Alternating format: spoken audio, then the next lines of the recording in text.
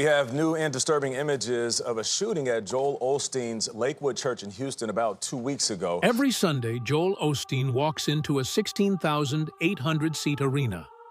The lights are perfect. The music is perfect. The smile never moves. But walk through that same building on a random Tuesday and count the empty spaces in the parking lot. Count the overflow rooms that have been quietly shut down. Something is happening inside America's largest church, and the number is hard to ignore. 20,000 regular members. Gone. Not transferring. Not taking a break. Just gone. And the official story doesn't come close to explaining it. To understand why people are leaving, you first need to understand what they thought they were joining. Joel Osteen didn't build Lakewood Church from nothing. He inherited it. In 1999, his father, John Osteen, passed away and left behind a congregation of about 6,000 people. What Joel did with that inheritance is what made him famous. Within 5 years, attendance had exploded to over 30,000. The church needed a bigger home. So in 2005, Lakewood purchased the former Compaq Center, the same arena where the Houston Rockets once played. They spent $105 million turning it into a house of worship. 16,800 seats in the main sanctuary alone. Overflow rooms pushing total capacity past 45,000 people every single Sunday. That is not a church. That is a stadium with a cross on it. And the message filling that stadium was simple. God loves you. God wants to bless you. So speak victory over your circumstances, and abundance will follow. No guilt, no complexity, just promise. It worked. His first book, Your Best Life Now, sold millions of copies worldwide. His television broadcast reached over 100 countries. Forbes estimated his personal net worth at somewhere between $50 and $100 million. And most analysts believe the real number is higher. By every visible measure, Joel Osteen was the most successful pastor in American history. But here's the thing about building something that high. The fall looks very different from the ground. August 2017, Hurricane Harvey makes landfall in Texas. Within days, Houston is underwater. Over 30,000 people are displaced. Shelters across the city fill up within hours. Families are stranded on rooftops. People are losing everything. And Lakewood Church, a 16,800-seat facility sitting on higher ground with functioning infrastructure, keeps its doors closed. When the questions started coming, Lakewood released a statement. The building was inaccessible due to flooding. That was the explanation. That was all they offered. Then the photos appeared. Images circulating online showed the area surrounding Lakewood largely dry. The parking garage showed no significant water damage. The building that was described as inaccessible looked, to a lot of people, very accessible. The backlash was immediate. National media picked it up. And social media amplified it. And under that pressure, Lakewood reversed course and opened its doors as a shelter. Joel Osteen went on the Today Show to defend the decision. He said they were always planning to help, that they were simply waiting for the city to formally request it, that the criticism was unfair. Maybe it was. Maybe the timeline is more complicated than it appeared online. But here is what mattered to the people sitting in those seats every Sunday. And this was a pastor who preached relentlessly about God's abundance, about generosity, about blessing others. And when the moment came to open the doors of a $105 million building to families sleeping in floodwater, there was a pause. For a lot of members, that pause said more than any sermon ever had. But they stayed. Most of them stayed. Because one difficult moment doesn't undo years of belief. What came next, though, was harder to explain away. 4 years after Harvey, a plumber named Justin shows up at Lakewood Church for a routine job. He's working inside a bathroom wall. Standard maintenance. Nothing unusual. Until he finds something that has no business being there. Envelopes. Hundreds of them. Stuffed with cash and checks. When investigators counted it all up, the total came to around $600,000. And here is where it gets strange. That money didn't appear from nowhere. It traced directly back to a theft that occurred in March 2014. Over a single weekend, $600,000 in cash and checks from Lakewood's collection had gone missing. The case was investigated. No arrests were ever made. The trail went cold, and the church moved on. Except somebody didn't move on. Somebody took that money and hid it. Inside the walls of the building it was stolen from.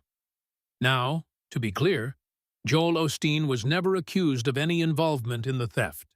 The investigation remained open after the discovery. And it is entirely possible that the full story is more complicated than what became public. But that's almost beside the point, because the questions that followed were ones Lakewood never adequately answered. How does $600,000 vanish from a facility with state-of-the-art security and surveillance systems? How does it end up hidden inside a wall of that same facility for 7 years without anyone finding it? And perhaps most importantly, why had Lakewood already received an insurance payout for the stolen funds years earlier? The church had been made whole. The money had been replaced. And yet there it sat, inside the wall, in envelopes. Lakewood released no detailed public statement addressing any of these questions. And that silence, that careful, deliberate silence, was becoming a pattern that members were starting to notice. But nothing, not Harvey, not the hidden cash, nothing prepared them for what happened on that stage in 2023 on September 2023.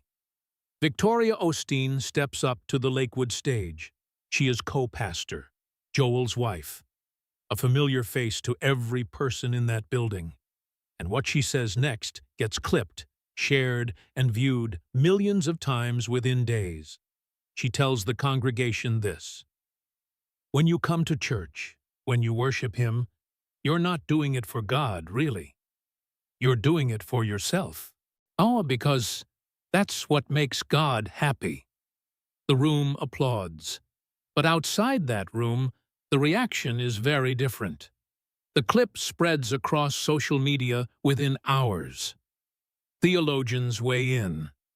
Former members respond. Critics who had been circling Lakewood for years finally have a moment they can point to directly. Because what Victoria said out loud was something that many people had quietly felt for a long time, but never heard spoken so plainly from that stage. The prosperity gospel, at its core, is about you, your blessing, your breakthrough, your abundance. God is the mechanism. You are the point. Joel responded quickly. He said the clip was taken out of context, that the full message was more nuanced, that critics were being unfair. So look at the full clip. Watch the entire message.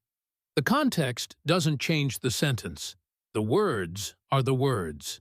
And for the members sitting in those seats, the ones who had quietly wondered why years of tithing hadn't produced the breakthrough they were promised, this moment landed differently than Joel intended. It didn't feel like a mistake. It felt like an accidental confession. Because if worship is really about you, and the blessings are really about you, and the church exists to make you feel good about yourself, then what exactly are you giving your money to? That question had been forming in the back of people's minds for years. And once it surfaces, it is almost impossible to push back down. But here is what most people covering this story miss entirely. The viral moments, the hurricane, the hidden cash. None of that is actually why 20,000 people left. Those were just the moments that made it easier to admit something they had already started to feel. Here is the part nobody wants to say out loud. The prosperity gospel only works if people believe it is working. And for a growing number of Lakewood members, it stopped working a long time ago. They tithed faithfully, 10%. Every paycheck, for years. They spoke the declarations. They bought the books. They attended the conferences. They did everything the message asked them to do, and the abundance didn't come. The healing they prayed for didn't materialize. The financial breakthrough stayed just out of reach. And the promotion never arrived. And every Sunday they drove back to that building and sat in those seats and listened to the same message telling them that their best days were still ahead. At some point, that stops being inspiring. It starts being exhausting. Meanwhile, the math at the top looks very different. Lakewood Church takes in an estimated $90 million per year. Joel Osteen stopped taking a formal salary from the church years ago.